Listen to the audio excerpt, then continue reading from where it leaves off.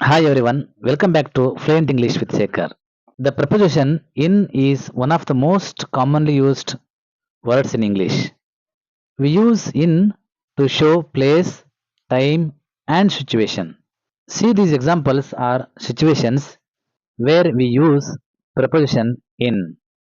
In a hurry ಅಂದ್ರೆ ಅವಸರದಲ್ಲಿ, in trouble ತೊಂದರೆಯಲ್ಲಿ, in love ಪ್ರೀತಿಯಲ್ಲಿ, in the picture ಚಿತ್ರದಲ್ಲಿ, in the past ಹಿಂದಿನ ಕಾಲದಲ್ಲಿ, ಇನ್ ದ ಮಿಡಲ್ ಮಧ್ಯದಲ್ಲಿ, ಇನ್ ದ ಸಿಟಿ ನಗರದಲ್ಲಿ, ಇನ್ ಡೇಂಜರ್ ಅಪಾಯದಲ್ಲಿ, ಇನ್ ದ ಮಿರರ್ ಕನ್ನಡಿಯಲ್ಲಿ, ಇನ್ ದ ಕ್ಲಾಸ್ ರೂಮ್ ತರಗತಿಯಲ್ಲಿ, ಇನ್ ದ ಮೂವಿ ಸಿನಿಮಾದಲ್ಲಿ, ಇನ್ ಪ್ರಿಸನ್ ಜೈಲಿನಲ್ಲಿ, ಇನ್ ಹಾಸ್ಪಿಟಲ್ ಆಸ್ಪತ್ರೆಯಲ್ಲಿ, ಇನ್ ಫೆಬ್ರವರಿಯಲ್ಲಿ, ಇನ್ 2024 ಇನ್ ದ ಮಾರ್ನಿಂಗ್ ಬೆಳಗಿನ ಹೊತ್ತಲ್ಲಿ, ಇನ್ ದ ಈವ್ನಿಂಗ್ ಸಂಜೆ ಹೊತ್ತಿನಲ್ಲಿ, ಇನ್ ಸಮ್ಮರ್ ಬೇಸಿಗೆಯಲ್ಲಿ, ಇನ್ ದ ವಾಟರ್ ನೀರಿನಲ್ಲಿ, ಇನ್ ದ ಗಾರ್ಡನ್ನಲ್ಲಿ, ಇನ್ ದ ವರ್ಲ್ಡ್ ಪ್ರಪಂಚದಲ್ಲಿ, ಇನ್ ದ ಸ್ಕೈ ಆಕಾಶದಲ್ಲಿ.